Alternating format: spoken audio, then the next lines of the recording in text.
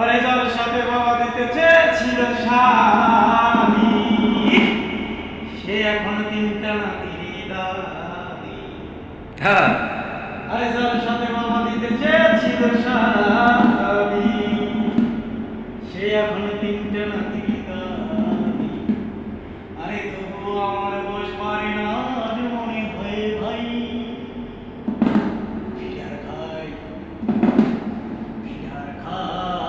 এখন